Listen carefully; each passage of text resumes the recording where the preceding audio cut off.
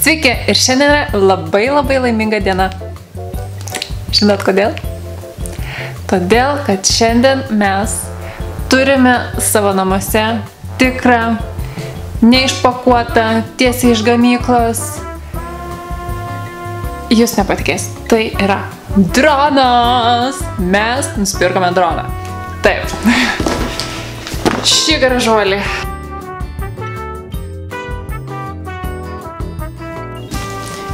Wow.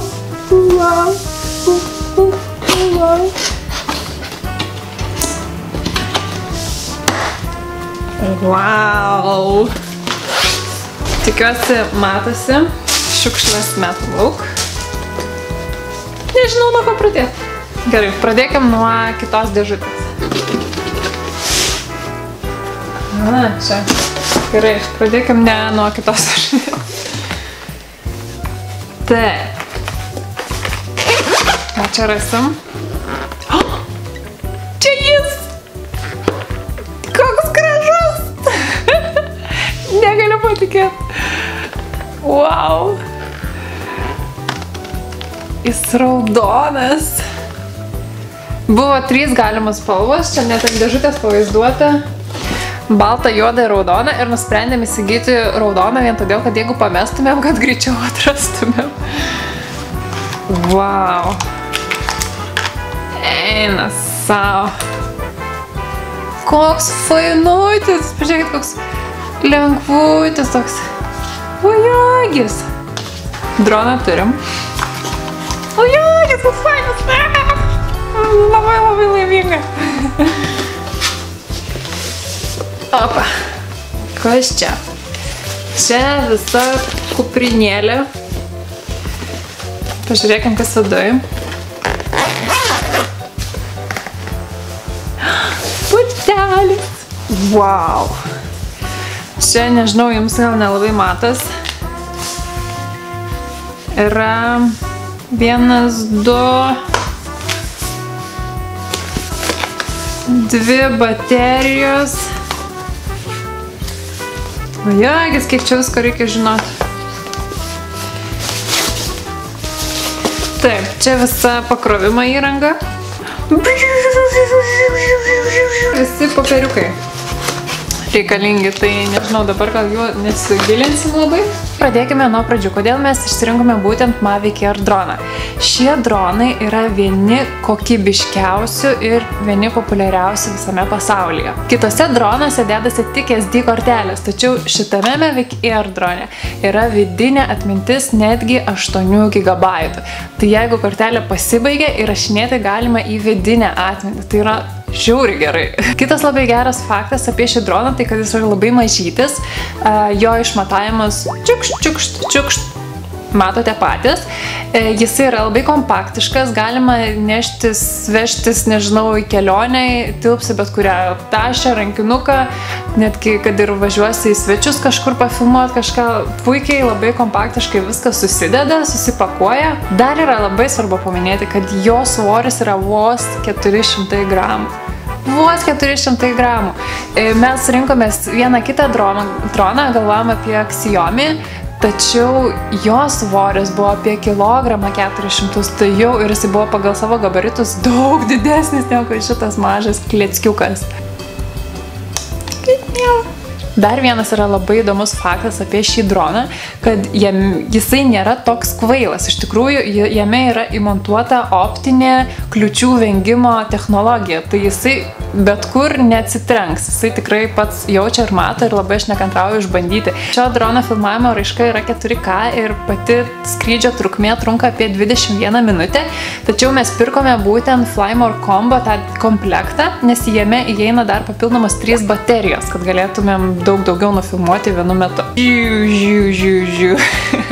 Tai ką noriu pasakyti, kad su šituo dronu iš tikrųjų bet kur nepaskraidysi. Yra Lietuvoje įkurta tokia asociacija, kuri vadinasi Lietuvos bepiločių orlaivių naudotojų asociacija. Ir būtent šitoje asociacijoje yra taisyklės ir žemėlapis, kur tu gali skraidyti ir kur ne. Norint skraidyti nelaikius jokių egzaminų, testų ir panašiai, jūs galite tai daryti įsitikinę, kad tokioje vietoje esate, kur 50 metrų atstumu nėra jokio pašalinio žmogaus, jokios transporto priemonės ir jokio pastato. Tada jūs galite skraidyti, mokintis, filmuoti, ką norite daryti. Tačiau, jeigu jūs vis tiek norite skraidyti su šituo nuostabiu raudonu gražiu dronu, tai daryti galite. Ir jeigu jūs nuėjote į oran.lt puslapį, atsidarėte žemėlapį, kur visos Lietuvos žemėlapis išbraižytas, kur galima, kur negalima, ir pamatėt, aha, čia aš negaliu skristi. Tačiau yra tam tikras dalykas. Jūs galite išsilaikyti testą, egzaminą orlaivio, šito bepiločio orlaivio, ir jums bus suteikta teisė tenai skraidyti. Tas pats egzaminas kainuoja 50 eurų ir jisai tikrai nėra sunkus, jūs tiesiog turėsit išsilaikyti gal kažkokią teoriją ir praktinis egzaminas bus, man atrodo, kažkaip ten apskristi kvadratą ir nusileisti į vidurį. Ir nežiūrint į ekraną, o žiūrint tik į droną iš pultelio. Tai va, kiek išsilaikot, skraidot, kuriat, gyvenat laimingai, šypsotės ir džiaugiatės kiekvieną akimirką. Tai kol kas tiek, mes turbūt eisim į lauką, išbandysim šitą labai gražų ir nuostabų aparatą. Ir labiausiai noriu aš išbandyti ypač tas funkcijas, kuris tai atseit įvengia kliūtis ir tave sekioja. Tai va, bus labai įdomu. Ir ką, einam pabandyti. Taigi atėjome lauką paleisti droną ir pažiūrėkim, kaip mums seksis.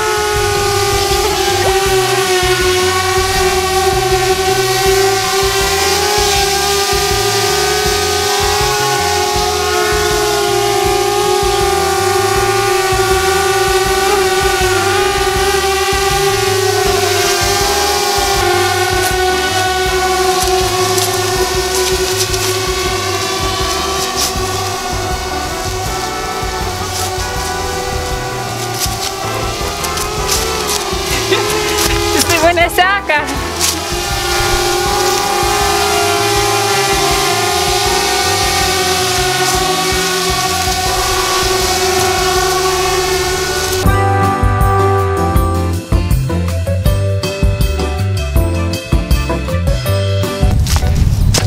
Ką, iš tikrųjų dronas tai yra kažkas nerealaus ir koks grožis atsiveria pakilus į viršų, tai sunku net apsakyti. Taigi, aš einu toliau mokytis ir pamatysit mūsų naujus video visai aukštesnės klasės negu buvo anksčiau, nes šį kartą turėsim papildyti savo video medžiagą su vaizdais iš oro.